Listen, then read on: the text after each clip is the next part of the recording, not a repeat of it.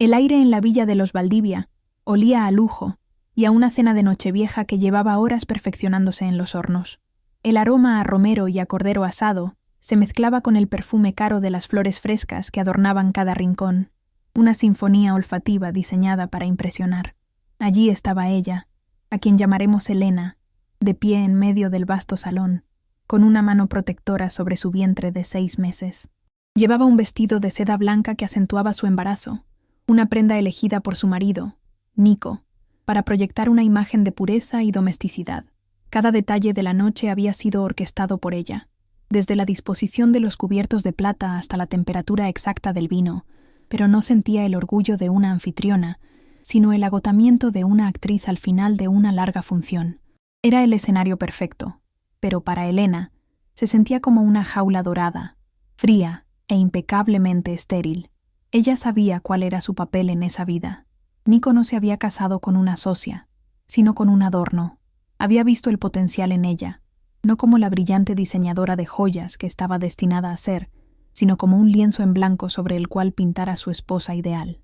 Elena había renunciado a su taller, a sus bocetos, a la sensación del metal frío y las piedras preciosas bajo sus dedos, todo a cambio de una seguridad que ahora se sentía como una prisión.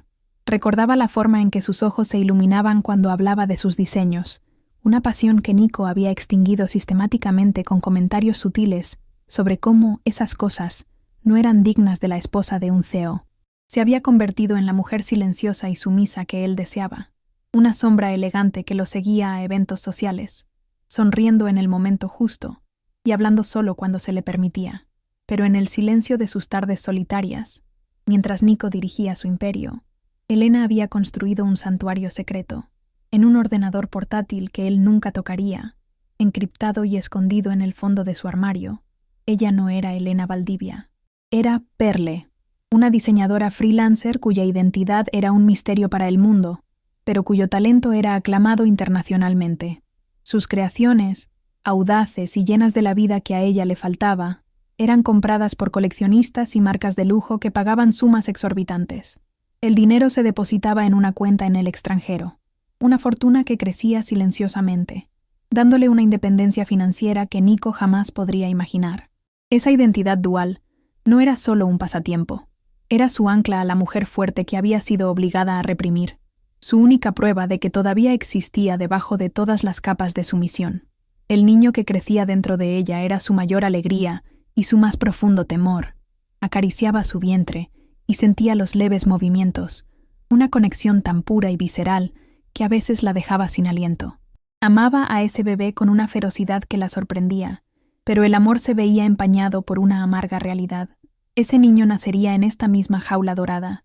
Sería el heredero de un hombre que valoraba las apariencias por encima de las personas, un hombre que veía a su propia esposa como una posesión.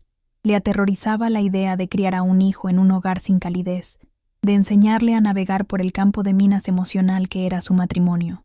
A veces, en la oscuridad de la noche, se preguntaba si estaba trayendo al mundo a un prisionero o a un cómplice de su propia soledad. La hora de la cena se acercaba y Nico aún no había llegado. El personal de servicio se movía por la casa con una eficiencia silenciosa, casi fantasmal, retocando cojines y rellenando copas que nadie había tocado. Elena miraba el gran reloj de pie en el vestíbulo.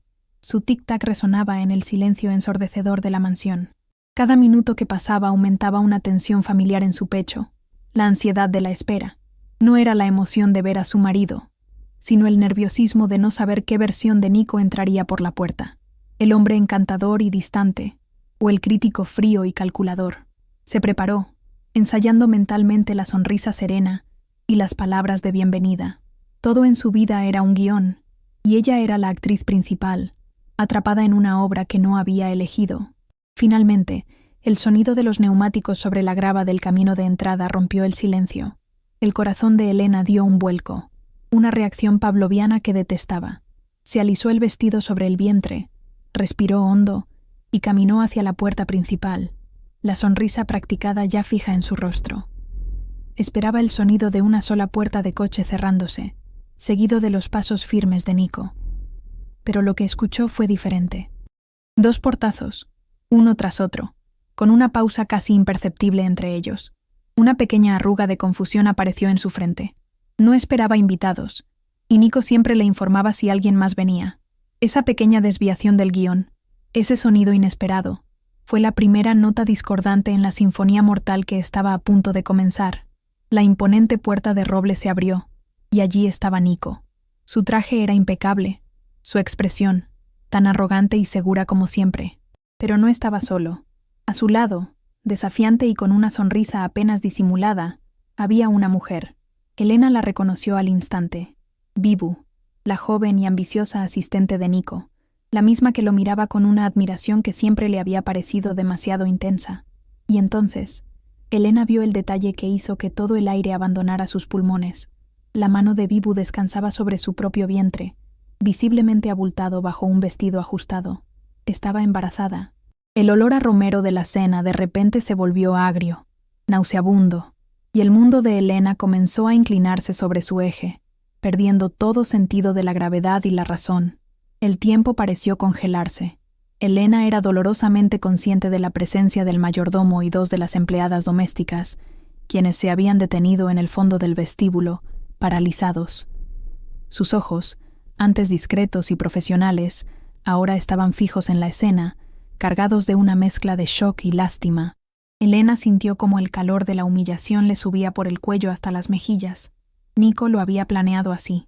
No había elegido un momento privado para esta confrontación, sino que la había convertido en un espectáculo, una ejecución pública de su dignidad frente a las personas que le servían a diario. Quería que ella fuera vista como la esposa descartada, la mujer que había fallado, asegurándose de que su caída fuera completa y presenciada por todos. Nico rompió el silencio, su voz tan tranquila y desprovista de emoción que resultaba monstruosa. «Elena, esta es Bibu», dijo, como si estuviera presentando a un nuevo socio comercial. «Se quedará con nosotros por un tiempo». No le dirigió la mirada a los ojos. En su lugar, miró un punto en la pared justo por encima de su cabeza, como si ella fuera un obstáculo insignificante en su camino. Ni una palabra de disculpa, ni un atisbo de remordimiento. Bibu, por su parte, le sostuvo la mirada a Elena con una suficiencia triunfante, una depredadora que acababa de asegurar su presa. La escena era tan brutalmente clara, tan descaradamente cruel, que la mente de Elena luchaba por procesarla. Era una pesadilla hecha realidad, desarrollándose bajo las brillantes luces de su propio hogar. Fue entonces cuando Nico sacó una carpeta de su maletín de cuero, la abrió y extrajo un fajo de papeles grapados. «Necesito que firmes esto», dijo, extendiéndole el documento. Elena lo tomó con manos temblorosas. El frío del papel de alta calidad era como un trozo de hielo contra su piel. Sus ojos escanearon las primeras líneas. Acuerdo de divorcio. Las palabras la golpearon con la fuerza de un golpe físico.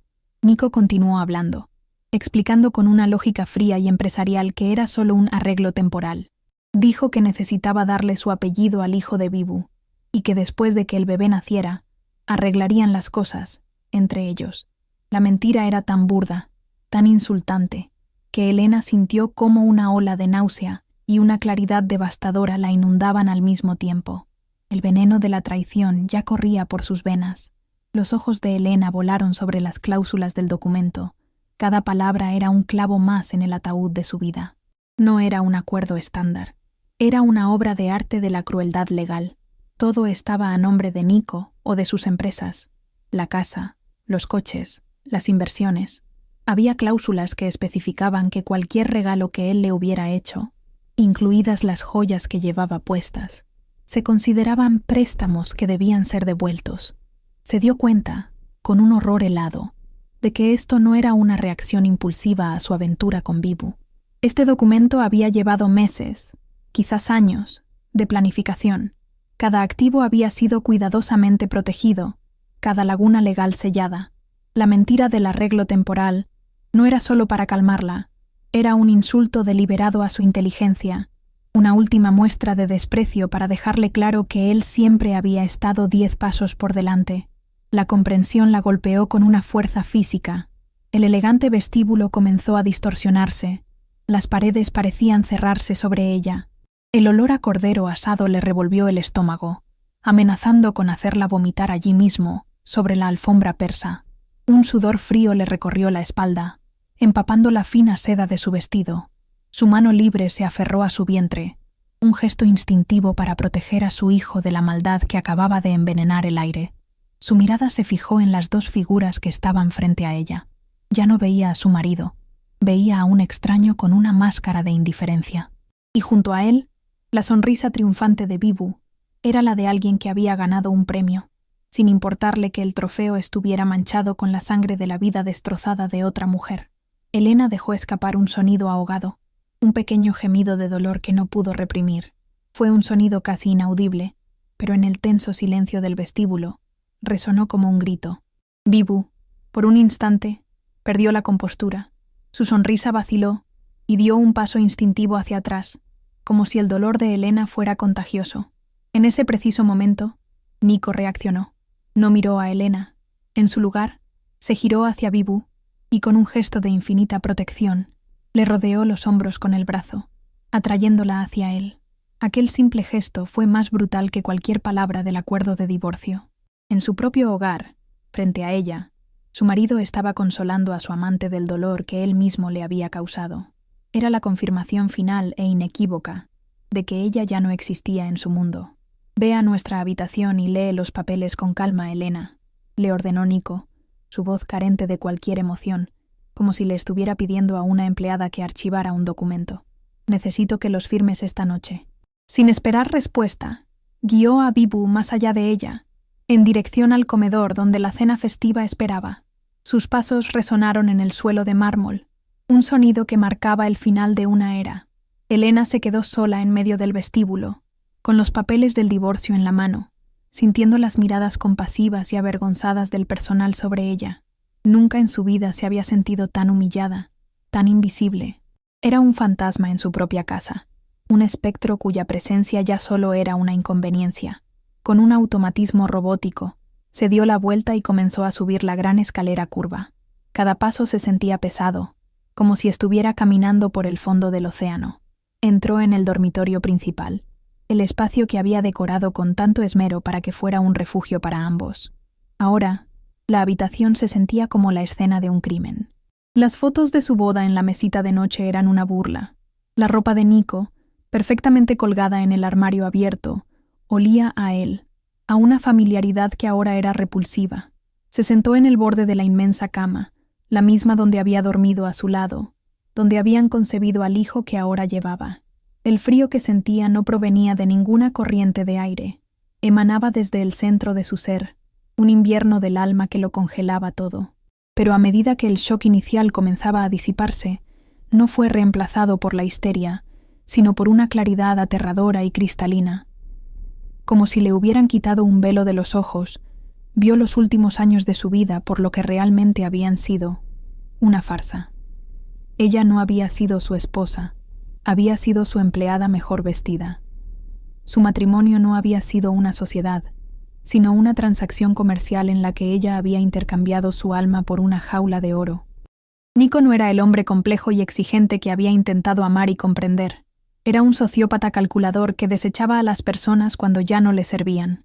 El dolor era un cuchillo afilado girando en su pecho, pero debajo de él, una nueva emoción comenzó a arder, una rabia fría, pura y concentrada. Instintivamente, su mano volvió a su vientre. El movimiento del bebé dentro de ella, que antes le traía una paz inmensa, ahora se sentía como una marca, como un grillete. Este niño, su hijo, llevaba la mitad de los genes del monstruo que estaba cenando en el piso de abajo. Se imaginó criando a un niño que podría tener la misma frialdad en los ojos, la misma capacidad para la crueldad. Se imaginó atada a Nico para siempre a través de este niño, obligada a verlo, a negociar con él, a permitir que su veneno se filtrara en la vida de su hijo. La idea era insoportable, una profanación. No podía permitirlo. No podía traer al mundo a una criatura destinada a llevar la carga de un padre así, a vivir una vida marcada por esa herencia despreciable. Fue entonces cuando el pensamiento, monstruoso y liberador a partes iguales, se formó en su mente: el aborto. La palabra apareció en su conciencia, no como una opción, sino como la única salida posible. No se trataba de un acto de rechazo hacia su bebé, sino de un acto de protección supremo. Era su primer y más doloroso acto de guerra contra Nico, su forma de arrancarle de raíz cualquier derecho sobre ella o sobre el futuro. Traer a este niño al mundo sería condenarlo a una vida de dolor y ataduras, sería perpetuar el ciclo de sufrimiento. La decisión la desgarró por dentro, un sacrificio de una magnitud que apenas podía comprender, pero en el fondo de su alma devastada, supo que era el único camino hacia una verdadera libertad. En el instante en que tomó esa decisión irrevocable, algo cambió dentro de ella. La mujer temblorosa y rota que se había sentado en la cama desapareció. Las lágrimas se secaron en sus mejillas y un silencio helado se apoderó de su mente. El dolor seguía allí, una brasa ardiente en su núcleo, pero ahora estaba contenido por un nuevo muro de acero. La sumisa Elena Valdivia había muerto en ese vestíbulo una hora antes. De sus cenizas, Perle comenzaba a emerger, no como una identidad secreta, sino como su verdadero yo, una mujer que había sido despojada de todo y que, por lo tanto, ya no tenía absolutamente nada que perder. La vulnerabilidad había sido reemplazada por una determinación implacable. Se levantó de la cama. Sus movimientos ya no eran los de una víctima, sino los de una estratega. Ignoró por completo los papeles del divorcio que habían caído al suelo. Ahora eran solo basura sin importancia. Caminó con paso firme hacia su vestidor, hacia el rincón oculto donde guardaba su verdadera vida.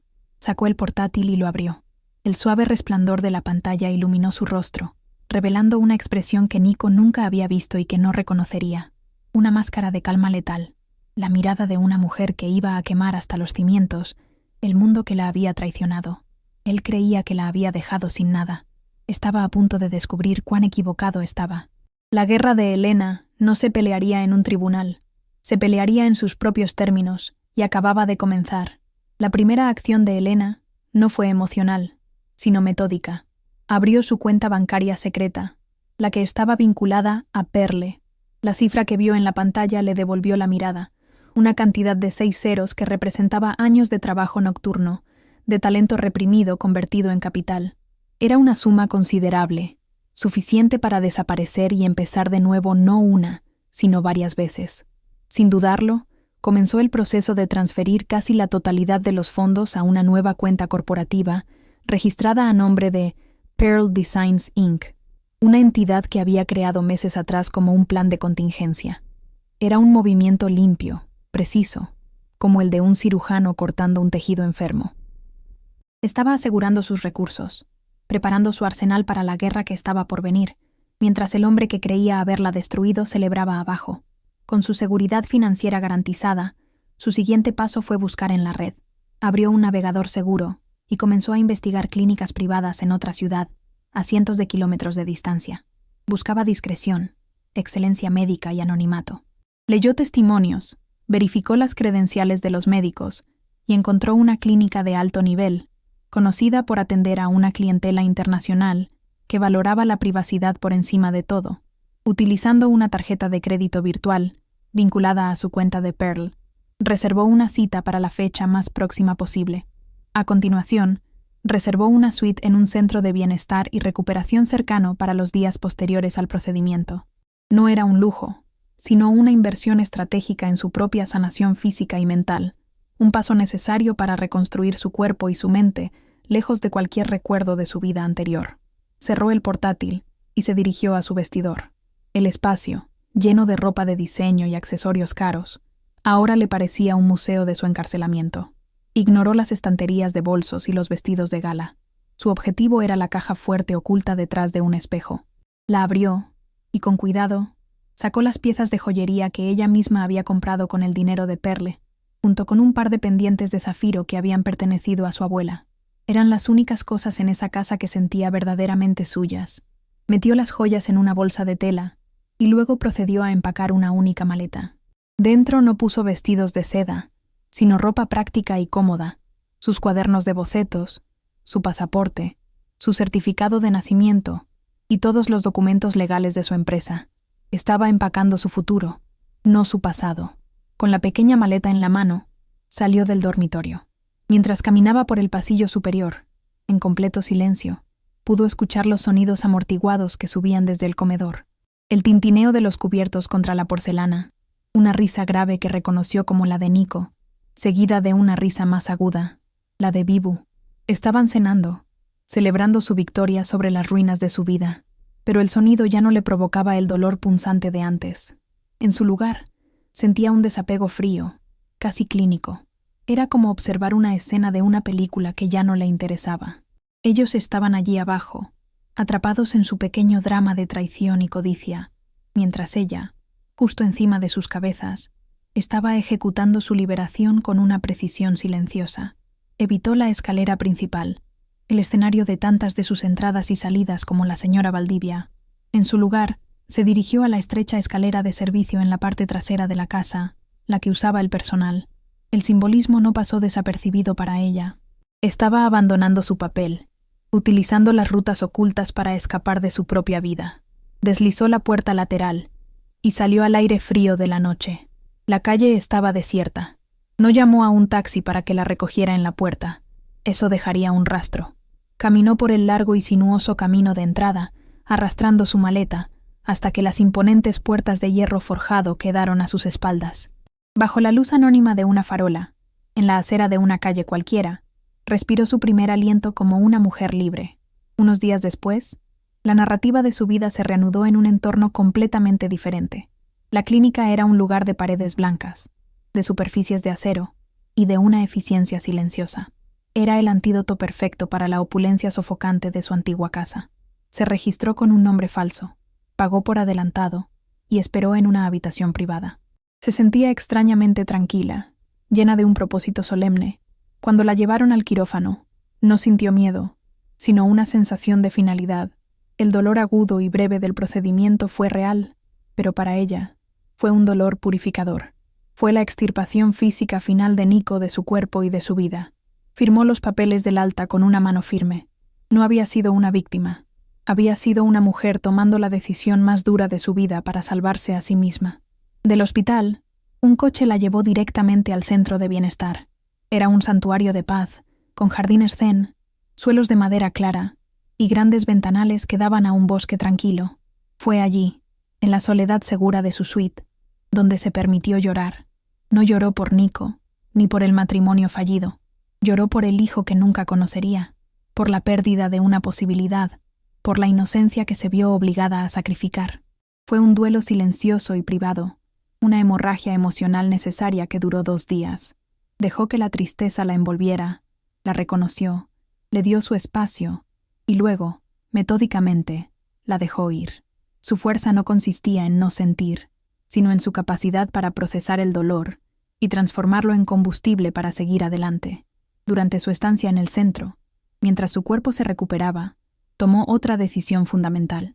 Elena Valdivia tenía que morir para siempre. No era suficiente con escapar. Necesitaba borrarla. Utilizando los servicios de un abogado que contactó online, inició el proceso legal para cambiar su nombre. No eligió un nombre nuevo al azar. Reclamó el apellido de soltera de su madre, un apellido que representaba una línea de mujeres fuertes, y lo combinó con su identidad secreta. A partir de ese momento, para el mundo, para la ley, y lo más importante, para sí misma, ella sería Perle Moreau. Era un acto burocrático, pero para ella se sintió como un bautismo, el verdadero comienzo de su nueva existencia. Con su recuperación física casi completa y su nueva identidad legal en marcha, Perle ejecutó el siguiente paso de su plan. Comenzó a buscar una nueva casa, un nuevo mundo. Sus criterios eran claros. Tenía que estar en una ciudad costera, lejos de su pasado, y tenía que tener luz y espacio. La encontró en menos de una semana. Una impresionante villa de arquitectura moderna, colgada de un acantilado con vistas panorámicas al océano. Tenía paredes de cristal, un diseño de planta abierta y, lo más crucial, un enorme estudio en el segundo piso con una terraza que se asomaba directamente al mar. Usando una fracción de sus fondos, la compró sin negociar, pagando al contado a través de su empresa. La transacción fue rápida, impersonal y totalmente suya. Días después, Perle Moreau se encontraba de pie en medio de su nueva villa, aún vacía. El único sonido era el rugido constante de las olas rompiendo contra las rocas debajo de ella, un ritmo poderoso y eterno que contrastaba con el silencio opresivo de su antigua vida. Abrió su única maleta en el suelo de hormigón pulido y sacó sus cuadernos de bocetos. Antes incluso de comprar una cama o una mesa, comenzó a montar su estudio. Colocó una mesa de dibujo frente al ventanal, organizó sus herramientas y respiró hondo el aire salado que entraba por la terraza abierta. Ya no era una diseñadora que se escondía en un armario. Era Perle, la artista, en su propio estudio, en su propia casa, con el vasto e infinito océano como su único testigo y su mayor inspiración. La nueva vida de Perle era regida por un ritmo que ella misma establecía, una melodía compuesta por el sonido de las olas y por su propia disciplina. Sus días comenzaban con el amanecer, que pintaba el cielo de naranja y rosa sobre el océano, una vista que ella contemplaba desde su terraza mientras practicaba yoga. No había más la ansiedad de agradar a nadie, ni la obligación de seguir un horario impuesto. Después de un desayuno ligero, bajaba a su estudio, el corazón de su casa y de su nuevo mundo. Allí, rodeada por la luz natural y el olor del mar, trabajaba durante horas, inmersa en sus dibujos, sintiendo el metal bajo sus herramientas, dando forma a las ideas que fluían de ella con una libertad que nunca antes había experimentado. La soledad no era un vacío, sino un espacio fértil para la creatividad. En este ambiente de total libertad creativa, su trabajo no solo floreció, sino que explotó. Las cadenas que habían contenido su talento por tanto tiempo habían sido rotas, y sus nuevos diseños eran más audaces, más complejos y más emocionantes que nunca. Lanzó una nueva colección bajo la marca Perle, titulada Renacer. Y la respuesta de la industria fue inmediata y abrumadora. Las piezas, que combinaban la delicadeza orgánica de las formas marinas con la fuerza bruta de metales preciosos, fueron aclamadas como una obra de genio. Revistas de moda internacionales, influencers digitales y los compradores de las más exclusivas tiendas por departamento del mundo luchaban por asegurar sus creaciones. Perle Moreau ya no era solo una diseñadora freelancer de éxito. Se estaba convirtiendo en un ícono, una leyenda misteriosa en el mundo de la alta joyería. Cierta mañana, un pequeño detalle se sumó a su nueva vida. Un gato blanco, delgado y con ojos de un azul sorprendente, apareció en su terraza, observándola con una curiosidad cautelosa. Perle, que nunca se consideró una persona de animales, le dejó un poco de leche. El gato volvió al día siguiente, y al otro. Lentamente, se convirtió en un residente permanente de la villa, un compañero silencioso que dormía al sol en su estudio, o se acurrucaba a sus pies mientras ella trabajaba hasta tarde en la noche. Lo llamó Kaito. Se convirtió en un símbolo vivo de su nuevo comienzo, algo bello, independiente y salvaje que había elegido entrar en su vida por voluntad propia, sin ser impuesto ni exigido, trayendo un calor inesperado a su mundo enfocado. Mientras la vida de Perle se llenaba de luz y éxito, la de Nico y Bibu, a cientos de kilómetros de distancia, comenzaba a llenarse de sombras. La victoria de Bibu resultó ser hueca y amarga. Había dado a luz a un niño, pero la maternidad, en lugar de ser la realización de un sueño, se convirtió en una fuente de estrés y resentimiento. Nico, que veía al hijo más como un heredero dinástico que como una persona, era un padre frío y ausente. Su interés por Bibu, que había sido alimentado por la emoción de la conquista, desapareció rápidamente después del nacimiento del niño.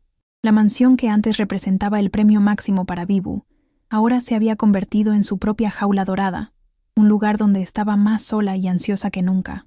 En el ámbito profesional, la situación de Bibu era aún más desastrosa. Nico, en un gesto de poder, la nombró directora de diseño de Valdivia Corp, el mismo puesto que un día le había negado a Elena. Sin embargo, se hizo dolorosamente evidente que Bibu no poseía ni una fracción del talento o la visión de su predecesora. Sus colecciones eran derivativas, sin inspiración, y fueron un fracaso comercial. El departamento de diseño, que antes era una división rentable, ahora estaba estancado, perdiendo relevancia en el mercado. La presión de Nico era constante y cruel, y cada crítica que hacía era un recordatorio de que ella estaba ocupando un lugar que no merecía y para el que no estaba calificada. Su triunfo se había transformado en una humillación lenta y pública. Nico, por su parte, comenzó a sentir la ausencia de Elena de maneras que lo sorprendieron y lo irritaron. No era una falta emocional. Él era incapaz de tal sentimiento. Era una ausencia funcional. La casa ya no funcionaba con la misma perfección silenciosa.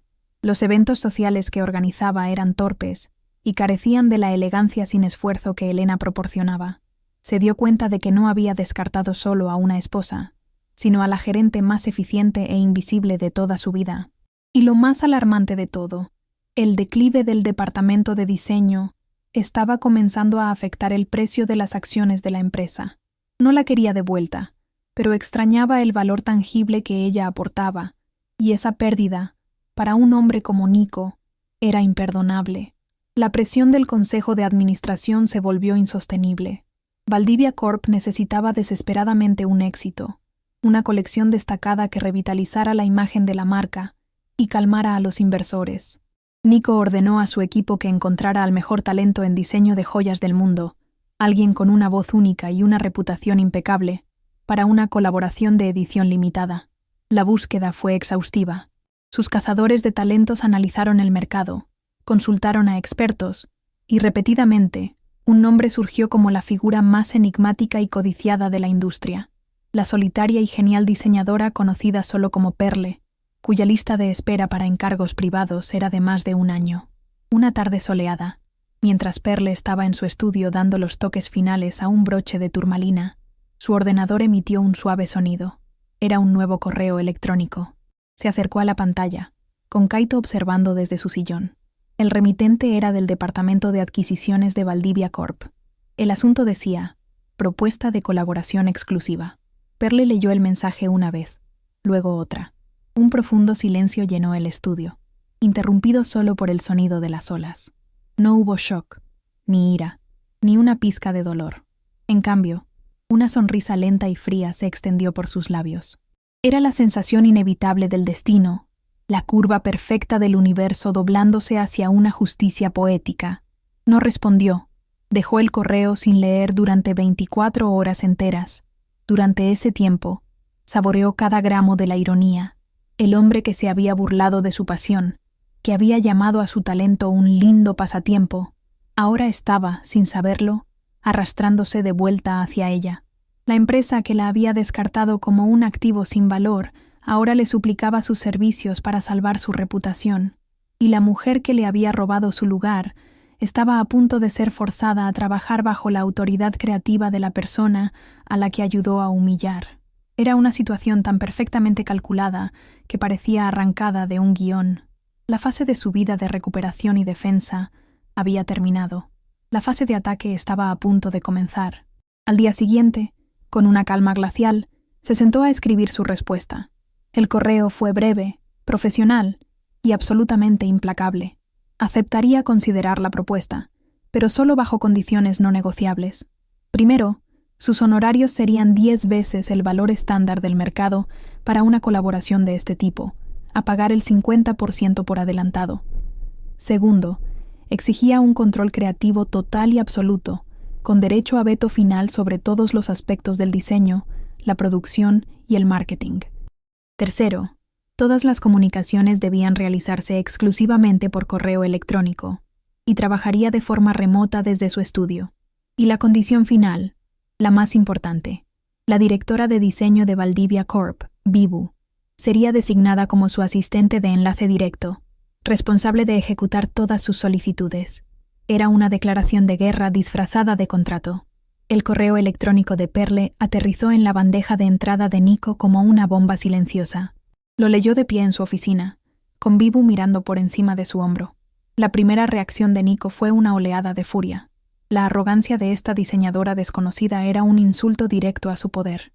10 veces la tarifa, control creativo absoluto, que su directora de diseño actuara como una simple asistente. Su instinto fue dictar una respuesta mordaz, rechazando la propuesta y poniendo en la lista negra a esta tal Perle para siempre. Vibu, por su parte, se sintió humillada y ultrajada.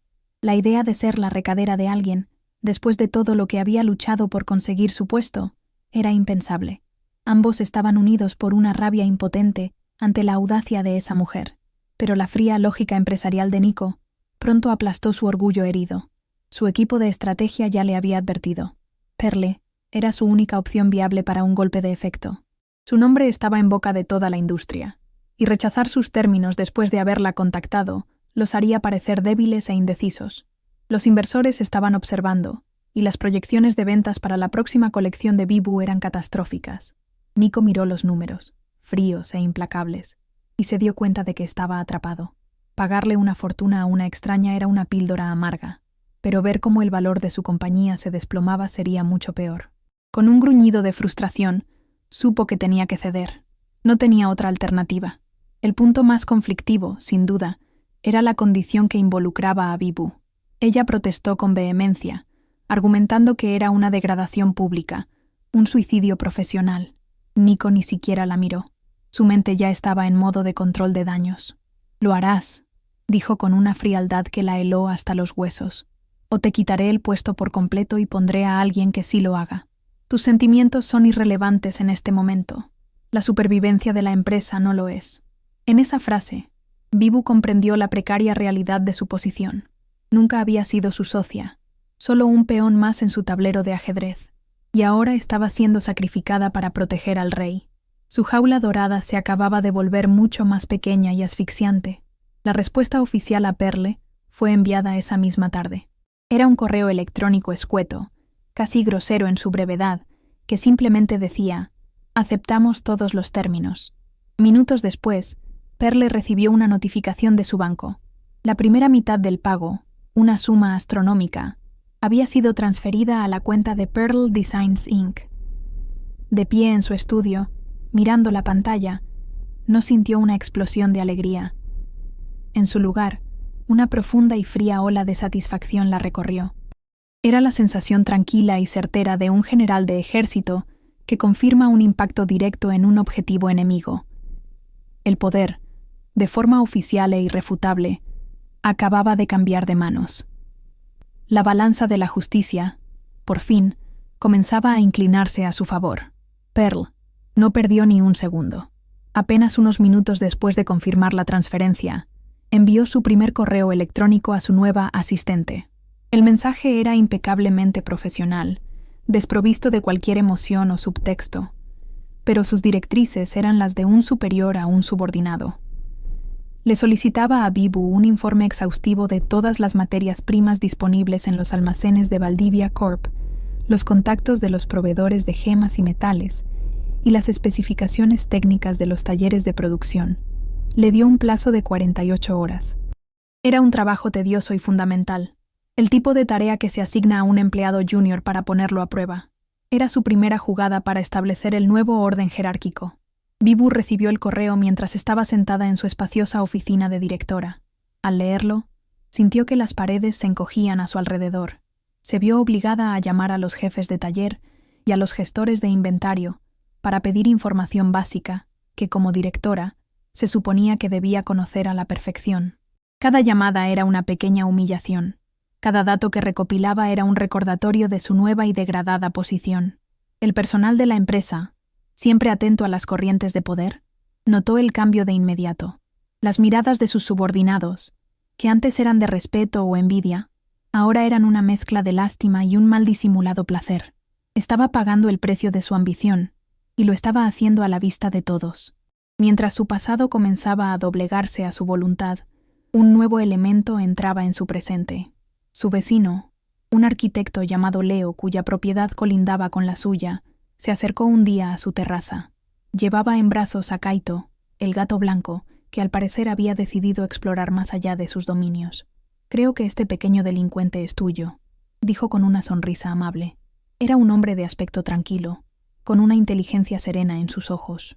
Su presencia no era invasiva ni pretenciosa, era simplemente cálida y genuina. Fue la primera conversación que Perle tuvo en meses, que no estaba relacionada con el trabajo o con su plan de venganza, y se sintió sorprendentemente natural. Leo ya sabía quién era ella, o más bien, sabía de Perle. Había visto un artículo sobre sus diseños en una revista de arquitectura y arte. «Tu trabajo es increíble», le dijo, no con la adulación vacía a la que estaba acostumbrada, sino con un aprecio genuino. «La forma en que combinas la fuerza y la delicadeza en tus piezas es algo que rara vez se ve». Habló de un collar específico que había visto, de lo que le había transmitido. Era la primera vez que alguien, especialmente un hombre, Hablaba de su arte con ese nivel de comprensión y respeto. Era un marcado contraste con Nico, quien siempre lo había tratado como un pasatiempo. Leo no veía a una mujer trofeo, veía a la artista. Con la maquinaria de su venganza en marcha, Perle se sumergió por completo en la creación de la colección para Valdivia Corp. Comenzó a enviar sus primeros bocetos a Bibu. Eran diseños espectaculares, más allá de cualquier cosa que la empresa hubiera producido en la última década. Pero también eran técnicamente muy exigentes. Requerían aleaciones de metales poco comunes, cortes de gemas personalizados y técnicas de engaste que los talleres de Nico no estaban equipados para manejar. Cada diseño era una orden implícita. Mejórenlo todo. Estaba obligando a Bibu y a su equipo a buscar nuevos proveedores, a contratar artesanos especializados y a modernizar su maquinaria, todo bajo sus estrictas instrucciones remotas. Estaba desmantelando y reconstruyendo el imperio de Nico desde dentro, y él le pagaba una fortuna por el privilegio. Perle se había convertido en la titiritera definitiva. Pasaba sus días en su estudio bañado por el sol, con el sonido del océano como banda sonora, dibujando libremente mientras Kaito dormitaba cerca. Su comunicación con el mundo que había dejado atrás se limitaba a correos electrónicos concisos e impersonales dirigidos a Bibu. Era un fantasma en su máquina, una fuerza invisible y todopoderosa que movía todos los hilos desde la distancia. La rabia inicial se había transformado en una calma glacial, un enfoque absoluto en la ejecución de su plan. Mientras desmantelaba metódicamente el legado de su exmarido, una nueva vida personal, saludable y llena de un potencial genuino, comenzaba a florecer silenciosamente, justo al lado. Pasaron los meses, un periodo de trabajo intenso y febril para Valdivia Corp, orquestado enteramente por una figura fantasmal a cientos de kilómetros de distancia. Finalmente, la colección estuvo lista. Se tituló Marea de Ceniza, y su lanzamiento se organizó como el evento más importante de la compañía en la última década. Críticos, compradores e influencers de todo el mundo llenaron una galería de arte en el centro de la ciudad, todos esperando ver la obra de la misteriosa Perle. Nico estaba presente, con una sonrisa forzada, mientras Bibu se mantenía a su lado, pálida y agotada. Perle, por supuesto, no estaba allí. Su contrato lo prohibía explícitamente. Cuando las luces bajaron y las vitrinas se iluminaron, un silencio de asombro recorrió la sala. La colección era, sencillamente, una obra maestra. Nico caminaba entre los invitados, aceptando felicitaciones que se sentían como ceniza en su boca. En el papel, era su mayor triunfo. El valor de las acciones de su empresa se dispararía a la mañana siguiente. Había salvado su imperio, pero por dentro sentía un vacío amargo. Él no había tenido nada que ver con esa genialidad, solo había sido el banquero que había financiado la operación. Observaba las piezas en las pantallas gigantes, los intrincados collares que parecían corales fosilizados, los anillos que contenían la furia de una ola. Y entonces, una extraña sensación de familiaridad lo invadió. Había algo en el alma de esos diseños, un eco casi imperceptible de los bocetos que Elena solía hacer de noche, antes de que él le convenciera de que sus sueños eran infantiles. Como parte del evento, y como última condición de su contrato, se proyectó una breve entrevista pregrabada con Perle. La pantalla se iluminó, mostrando un estudio bañado en luz natural con vistas al mar. La cámara se centraba en sus manos, unas manos seguras y expertas que trabajaban el metal y las piedras, con una intimidad hipnótica. Su rostro se mantuvo en la penumbra, una silueta artística que solo aumentaba su mística, pero su voz era clara, tranquila y sin distorsiones, hablando de cómo la inspiración a veces nace de la destrucción. Y entonces, justo al final del vídeo, mientras hablaba de la importancia de renacer, se giró ligeramente hacia la luz, solo por un segundo. Pero fue suficiente. Su perfil, inconfundible, era Elena. El tiempo se detuvo. En medio de la galería abarrotada, Nico y Bibu se quedaron congelados, sus rostros reflejando un horror absoluto. Bibu sintió que el suelo desaparecía bajo sus pies. La arquitecta de su miseria durante los últimos meses, la jefa invisible que la había humillado y degradado, era la mujer a la que había ayudado a destruir. Fue un golpe psicológico devastador. Nico, por su parte, sintió un impacto físico, como si le hubieran arrancado el aire de los pulmones. La mujer a la que creía haber dejado rota y sin un céntimo no solo se había levantado, sino que se había convertido en una fuerza imparable que había orquestado su rescate y su humillación al mismo tiempo. La magnitud de su error de cálculo era tan colosal que lo dejó sin poder respirar. La historia explotó en la industria esa misma noche. Era demasiado perfecta para no convertirse en leyenda. La esposa despreciada, el genio secreto, la venganza ejecutada con la precisión de un cirujano. El nombre de Perle Moreau estaba en todas partes, su historia de superación y empoderamiento eclipsando por completo a la marca Valdivia. Las acciones de la compañía subieron, sí, pero la reputación de Nico quedó hecha añicos. Ya no era visto como un tiburón de los negocios, sino como el necio más grande de la industria, el hombre que desechó un diamante en bruto para quedarse con un trozo de cristal. Bibu, incapaz de soportar la vergüenza, desapareció de la vida pública, su carrera y su espíritu completamente rotos. El imperio que habían construido sobre la ruina de Helena se derrumbó sobre ellos. Semanas después, Nico era la sombra del hombre que fue. El éxito de la colección solo servía como un recordatorio diario de su fracaso. Intentó contactar a Perle por todas las vías posibles, pero se encontró con un muro de silencio. Sus correos eran bloqueados, sus llamadas nunca respondidas. Estaba obsesionado, atormentado por la imagen de la mujer a la que no supo ver. En un último y patético acto de desesperación, después de contratar a un investigador privado, consiguió su dirección. Condujo durante horas, bajo una lluvia torrencial, hacia la ciudad costera, movido por una necesidad febril de una confrontación, de una explicación, de algo que le diera un cierre que no merecía. Llegó a la villa de Perle en medio de la tormenta. Se bajó del coche y se quedó de pie frente a las puertas de cristal, completamente empapado, una figura lamentable y rota. A través de la pared de cristal de su estudio, la vio. Estaba de pie, dibujando en su mesa de trabajo, la viva imagen de la calma y la concentración. El gato blanco dormitaba en un sillón cercano. Ella levantó la vista, sintiendo su presencia. Sus miradas se cruzaron a través del cristal y la lluvia torrencial. Él vio en sus ojos lo que más temía, ni odio, ni rabia, ni siquiera desprecio. Vio una indiferencia absoluta. Vio que para ella, él ya no era nada. En los ojos de Perle, Nico Valdivia era solo un recuerdo lejano, un fantasma de otra vida que ya no tenía ningún poder sobre ella. Lo miró por un instante, el hombre que le había causado el mayor dolor de su vida, y no sintió nada. Simplemente se dio la vuelta, regresando su atención a su cuaderno de bocetos. En ese momento, Leo, que estaba con ella en el estudio, se acercó a la ventana y con un gesto suave y deliberado, corrió una cortina, borrando la imagen de Nico de su vista. El mundo de Perle quedó adentro, cálido y lleno de luz. Él quedó afuera, solo, bajo la implacable furia de la tormenta, finalmente excluido de la vida que él mismo había destrozado. La cámara de la historia permanece dentro del estudio. Leo no preguntó quién era aquel hombre. No necesitaba hacerlo.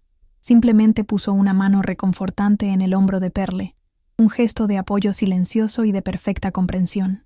Ella le sonrió, una sonrisa genuina, y le mostró el diseño en el que estaba trabajando. Era un pendiente, una pieza delicada que parecía un brote de una planta emergiendo de la tierra después de un incendio. Su venganza estaba completa, pero su vida ya no giraba en torno a ella.